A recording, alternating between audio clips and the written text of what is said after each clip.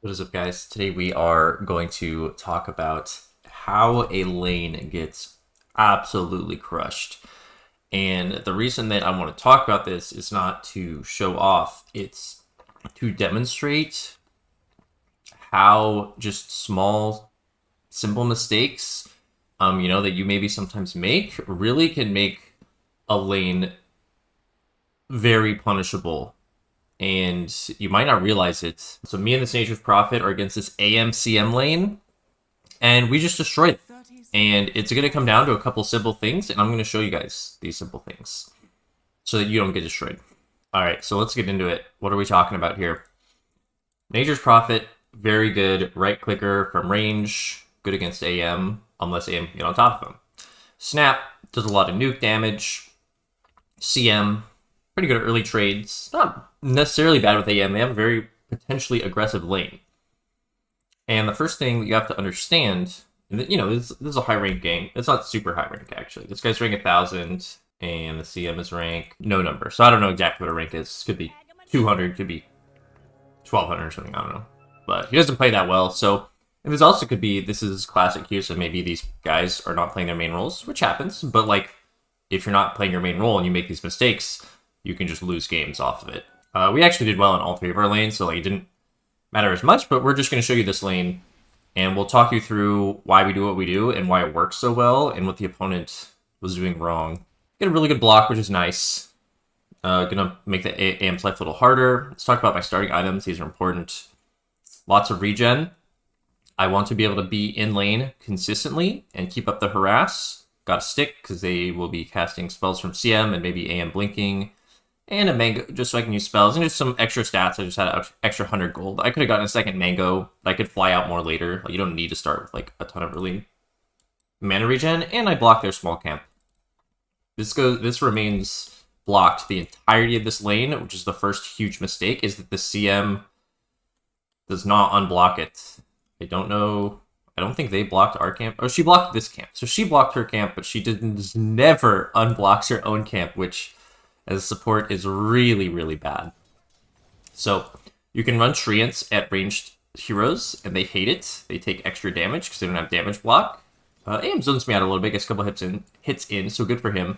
And I also like misspells this lane, and we still like crush it. So getting off pot shots as much as I can. Really trying to make AM's life annoying. This is not that good of a nuke by CM because the AM couldn't follow up and there were no creeps hitting me, and it didn't hit Nature's Prophet. Didn't secure last hit, so like it's a very inefficient usage of mana from CM. And the key conceptually to understanding this lane, I think, is to understanding AM. And if you don't understand AM, you'll be a really bad AM player, and if you do understand him, you can be a very good AM player. AM's strongest point in the entire lane is level 2. So level 1, he can also be very good if he can get on top of you and run you down with mana break. The key is to not split up against AM. AM individually is very good against our heroes, but when we are not split up, he hates, as any hero would, he hates two heroes just wailing on him. So the key here is I cannot leave my Nature's Prophet alone, and that's part of why not blocking this, or not unblocking this pull was so bad for this CM. Because if the CM never comes over here and forces me to come stop him from pulling, which he could do by threatening the pull, which would then separate me from Prophet, allow AM to blink on the Prophet maybe while I'm not there. These types of opportunities just never occur because he never tries to unblock his camp. I mean, you could sort of say this lane is 100% on the CM because of that alone. I don't know if there's anything that AM could have done differently, honestly. Maybe he could have gone like double Wraithband and like really tried to like win this lane and they could be aggressive. But in an uncoordinated lobby, it's like pretty risky. Because this guy just does the standard ring health rush and it's not so good. And so here, just use every opportunity you have to like get some good damage. Like, I don't care if I kill this guy. Like this move right here, I see it, I'm reading it. He wants this last hit. I know that. It's obvious. And so we get a nice stun into double nuke. And this AM is like, fuck. Like, he just wanted one last hit. So he can avoid things like that. Like, that was kind of obvious that he would do that. I read him pretty well. I float a salve, because I knew I would want to stay full HP, and I don't mind trading my gold to like keep this AM shut down. We'll just have the CS cap up. AM's got 3 right now. Not doing so hot. And this Nature's Prophet plays it really well in that he can control the lane equilibrium very well because he can aggro deny super hard, because with the treants helping, he just denies super fast. I use this opportunity to deblock Arc Camp, and, you know, it's pretty standard. This is like the one opportunity that they missed out to punish, and it's because they're so low. They didn't bring enough regen. This AM didn't fly out his own regen. He's like scrounging for the Ring of Health, which is pretty low skill. In a lane like this where you're taking a lot of damage, you just can't afford to not buy more regen between now and your Ring of Health. And this CM started a bunch of mangoes, and I think he's giving his AM some tangos, but it's not really enough. I mean, I don't know how many hits started with. Hold on, let's just see. So this CM had 6 tangos, which is like okay. So he's still got 6. I don't know if that's his first tango used. He like used it when he was like full HP. The AM only bought 1. Just trying to like monitor their regen usage and like what exact, because we're constantly chipping them down. Like this AM like ate his second tango or his last tango late. It's really low. And I mean, yeah, they just have no regen. They just can't regen the damage we're doing, and they need to accept that and buy more regen, and they just don't. So another, you know, not super complicated mistake. Where are we going? That really cost them in this lane. Right? I bought the extra salve that I needed. I started with 6 tangos. I will be buying more mana regen later to sustain the nukes that I want to be doing. So we unblock the small camp. Make sure otherwise to stay with our NP. And if they did have more regen, just to cover what I was saying before, if they did have more regen, this is the perfect opportunity, if they weren't like so low, to go on my NP. Like if this CM can cast both spells while AM blinks on top of him, this NP actually almost dies. But right now, with the AM having 200 HP, I don't think he would die. I think he would just right-click the AM back, and then the AM might die, because like he's basically 5 or 6 hits away, and I don't think they kill the NP before he gets 5 or 6 hits off. Maybe it'd be close, actually. So maybe they could even try and punish now, even in their bad regen situation. But imagine they had a little bit more regen and weren't quite this low. This NP could just die right now while I'm doing this. So they kind of missed that opportunity due to their lack of regen, I guess. Yeah, or just, you know, maybe they could have done it anyways, like I said. But otherwise, I'm staying really close to this NP. Notice he's constantly threatening to run his treants to the CM. Helping deny right now. Just trying to control the lane equilibrium. Denying the range creep. And I'm always looking for a chance to get like a double nuke off. Like a cookie into a double nuke. See, I'm threatening the AM there, and he's like, has to play really safe. I'm like, if you stay here, I will nuke you, and you're not going to like it. And then we get a pull off here. And actually, this is really nice. We get a half pull off here, which is actually really good. And I wasn't like intending to half pull when I started that, but it's just setting the lane equilibrium up to be super good in our favor. The AM has 5 CS right now, guys. 5 to the 14 and 9 of the Prophet. 5 and 0. So we are owning super hard. Now he has 6. I walk up, forcing him to blink out, because if he doesn't, I will just cookie. Or I could even just Q'd. Just a casual Q. Just take some of his health. No reason not to. I'm set on the mana, and the cooldown's not that long, so I can just do this like 2 more times. So he's going to be like 1 HP. He's going to be really sad. Even if we get no right clicks in, because our attack range is not long. So constantly playing near my Nature's Prophet, not going off and like securing runes, not going to look for the bounty. Just knowing that, like, if we don't separate, they can't do anything. And if we were to separate, they could do something. Like, we're very weak alone, each of us. And the CM still does not fix the pole.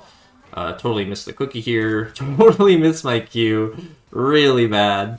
Pro Snapfire player here. The CM died anyway. even though I miss it. And this is pretty high skill from us. I tell the Prophet here, after these shenanigans are over, the lane's pushing in really hard now. Because they've got a whole other wave coming, plus they had 4 creeps alive still. They have 5 creeps alive still. So I tell Prophet, I'm like, hey dude, let's like kill some of these range creeps. Like, we need the lane to not push into us super hard. This is really high skill actually, to recognize that the lane's pushing at you too hard and you don't want that. And we'd rather be static right here. And these guys have no options. Literally no options. Well, actually, just they do have options. They can deblock this and then try and get a pull off and separate us and buy more regen so that you're not sitting at 200 HP for the whole lane on 800 gold. So they obviously have options here, but they are just playing it very poorly. The AM still has 6 CS at 5 minutes. This guy is dirt poor, guys. He's dirt poor. Threatening the blink. We see the Pudge TP in here with my ward that I placed here. I didn't think this ward would be like that effective. My reasoning for putting this ward here was if they play it right and play for pulls or whatever, if I do need to like come over here, I wanted my NP to be able to like see if the CM like rotates back over. Basically to see, he'll always know if he's about to be in a 2v1 like against him.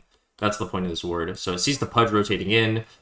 This Pudge is like a mid Pudge, and he's against this Void Spirit. So he's having a very bad time. So I guess that's why he's like trying to desperately gank. I almost get hooked, which I don't even think would have mattered because my Void Spirit had TP'd in. Our Void Spirit responded. Even if I got hooked, I feel like that would have gotten even worse for them. But either way, kind of a failed gank on their part. And this AM still. Oh, he has 9 CS now. What a Chad. Got more CS. Kill the CM. No big deal. She just gets stuck in a Sprout with... She has Tangos. She eats it, but it's just too slow.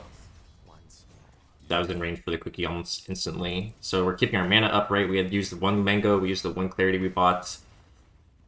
And really important here to just make sure this carry who's having a hard time does not get free CS under tower. This is not the time for, like, you guys to chill and pull. This is the time to, like, put on pressure and really try and, like, kick him off this lane. So just casual nuke damage makes it so he has to be in even more danger when walking up. I took my E here because I thought we could pressure the tower, or because AM, if we can like take away his armor and we do a lot of right clicks with the NP and the treants, like maybe we could like kill him here. Try to clip the AM. Really nice TP home for my Prophet to reset, and I think he picked up his Javelin, and then he TP'd back in. So really just forcing the AM completely off the tower, and use the little Shredder to get the tower. And this is where I will wrap up the video, but you can see just, I mean, this is just devastatingly bad. 6 minutes, 9 CS. And the guy didn't die, but yikes. Yikes. So, really small, like, not really small, I mean, they're really major things where if you just don't do them, you just lose. Not buying enough regen, not deblocking your camp, and then not really playing on their power spike. They added a level 2 spike where I was dewarding and they just didn't punish. So, you know, really easy for just, you know, and like I said, the other lanes went well. This game maybe would have won anyways, even if they had played their lane really, really well.